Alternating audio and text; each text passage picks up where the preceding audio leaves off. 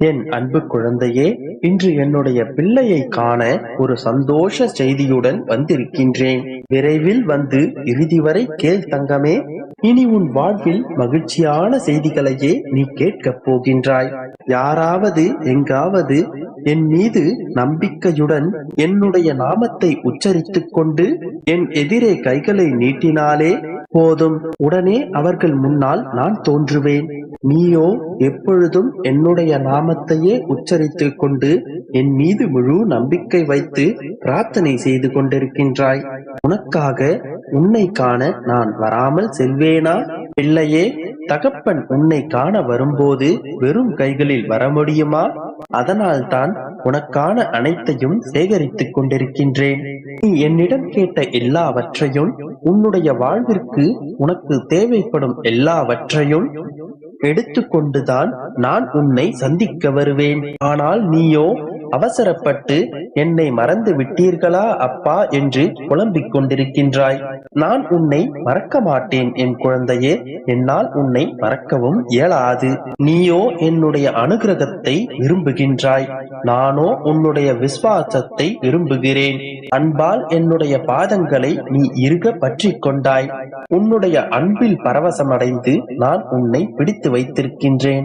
இந்த படைப்பு அன்புமயமானது.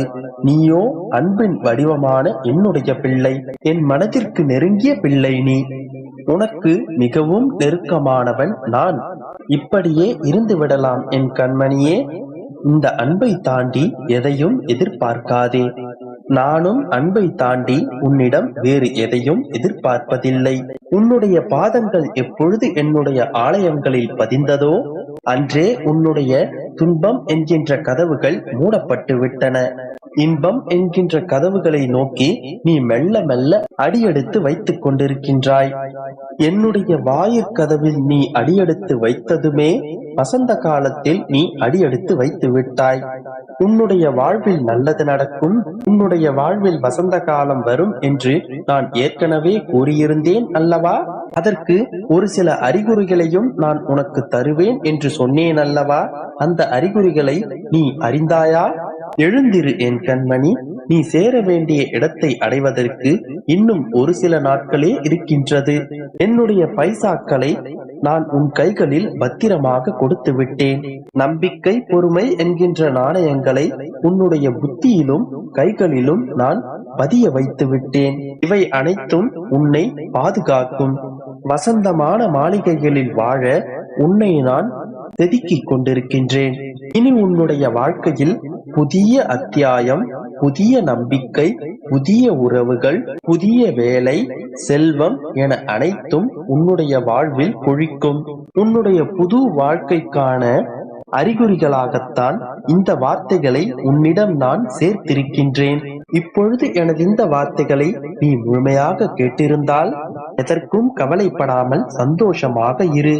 நீ ஆசைப்பட்ட, விரும்பிய அனைத்தும் உன்னுடைய கைகளில் நிச்சயமாக வந்து சேரும். நான் அதை சரியான நேரத்தில் உன் கைகளில் கொண்டு வந்து சேர்ப்பேன். நம்பிக்கையோடு இரு, நல்லதே நடக்கும். என் அன்பு குழந்தையே, ஏங்காதே என் கண்மணி. எல்லாம் சரியாகிவிடும். நீ பாசத்திற்காக ஏங்குகிறாய். அது உனக்கு கிடைக்காமல் போகும் போதும், நீ உதாசீனப்படுத்தப்படும் போதும், நீ அடையும் துன்பத்தை என்னால் சகித்துக் கொள்ள முடியவில்லை. நான் ஒன்றை கூறுகின்றேன், கவனமாக கேட்பாயா? ஆம் மகளே, உன்னுடைய ஏக்கம் எனக்காக மட்டுமே இருக்கட்டும்.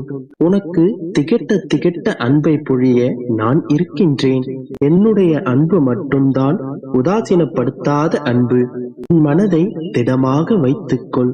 இந்த உலகில் எதுவும் நிரந்தரமில்லை, யாருமே நிரந்தரமில்லை. இன்பத்தையும் துன்பத்தையும் சமமாக பார்க்க கற்றுக்கொள். இன்பத்தை கண்டு பரவசப்படாமலும், துன்பத்தை கண்டு மிகவும் துவண்டு போகாமலும் உன்னை சமநிலையில் வைத்துக் கொள்ள பழகிக்கொள். நீ இழந்தது எதுவாக இருந்தாலும் அது ஒரு நாள் நிச்சயம் உன்னை வந்து சேரும். ஆனால் நீ இப்போது இருக்கும் மனநிலையில் அப்போதும் இருப்பாய் என்றுதான் சொல்வதற்கில்லை. இப்போது நீ எண்ணி எண்ணி ஏங்கிக் கொண்டிருக்கின்றாயே, அந்த ஒன்றிற்காக அழுது புலம்பிக் கொண்டிருக்கின்றாயே. நீ இப்படியே எவ்வளவு காலம் புலம்பிக் கொண்டே இருக்கப் போகிறாய் என்று உன்னால் சொல்ல முடியுமா? ஒரு சில நாட்களில் உனக்கு உண்மை புரிய வரும். எது இங்கு நிரந்தரம், எது இங்கு நிரந்தரம் இல்லை என்பது உனக்கு புரிய வரும். சில முகமூடிகள் கிழியும் தருணம் வரும். யாரிங்கு உண்மையானவர்கள், யாரிங்கு போலி என்பதெல்லாம் உனக்கே புரிய வரும்.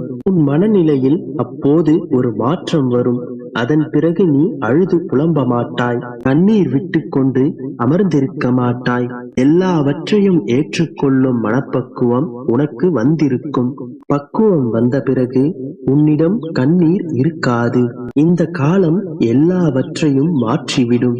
அப்போது உனக்கு யாருடைய ஆறுதலும் தேவைப்படாது. நீ பார்க்கும் பல பேருக்கு ஆறுதல் கூறும் அளவிற்கு நீ பக்குவப்பட்டிருப்பாய். அந்த காலங்களில் நீ யாரையும் தேடி ஓட மாட்டாய், யாரிடத்திலும் கையேந்தி நிற்க மாட்டாய். உன் மீது இறக்கப்படும்படி யாரிடமும் இறைந்து நிற்க மாட்டாய். அதற்காகத்தான் இத்தனை சோதனைகளும் வலிகளும் உனக்கு வந்திருக்கின்றது.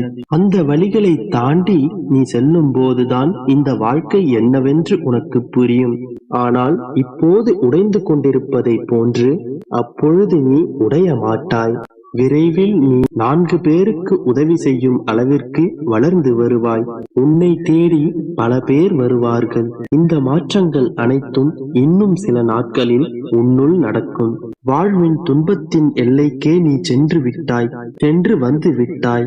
இனி உன் வாழ்வில் அதை நீ மீண்டும் அனுபவிக்க மாட்டாய். இனி நீ எந்த துன்பத்தை பார்த்தும் கலங்கி நிற்க மாட்டாய். எல்லாம் முடிந்துவிட்டது என்று புலம்பும் அளவிற்கு இனி ஒன்றும் நடக்காது. இனிதான் எல்லாமும் ஆரம்பமாகும். என் அன்பு குழந்தையே, உனக்கிருக்கும் 1000 கவலைகளுக்கு மத்தியில் என்னை பற்றியான கவலையும் உன்னோடு சேர்ந்து கொண்டது. சில நாட்களாகவே என்னை பார்க்க வேண்டும், என்னை தரிசிக்க வேண்டும் என்ற எண்ணம் உன்னுள் அதிகரித்துள்ளது.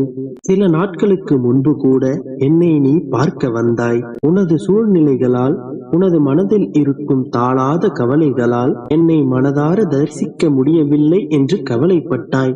நீ என்னை பார்த்தவுடன் உன் கண்கள் கலங்கின. அதற்கு அர்த்தம் என்னவென்று தெரியுமா?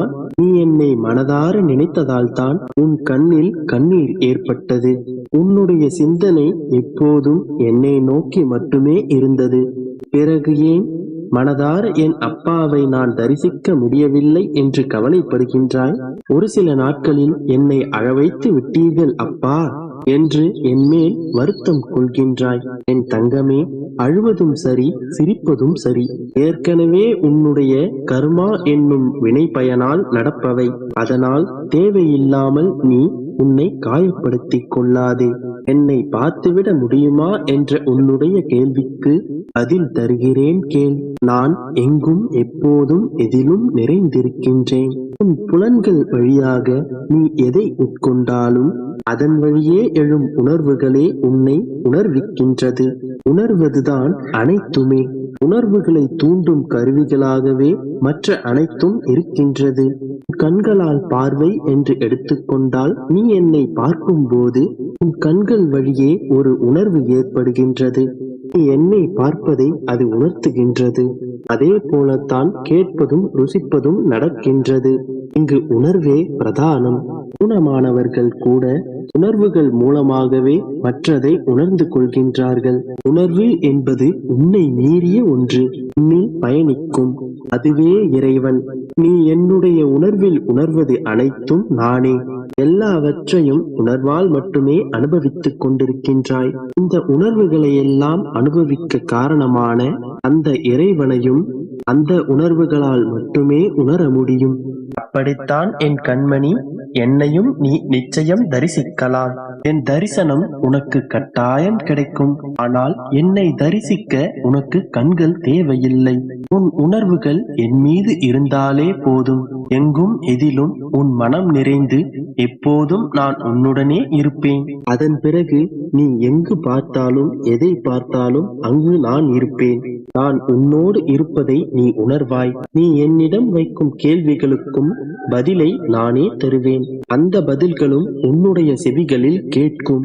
இவை அனைத்தும் நிகழ வேண்டும் என்றால் உன் மனம் தூய்மையாக இருக்க வேண்டும். நான் வந்து சிம்மாசனம் போட்டு அமரும் அளவிற்கு உன் மனதை தூய்மையாக வைத்து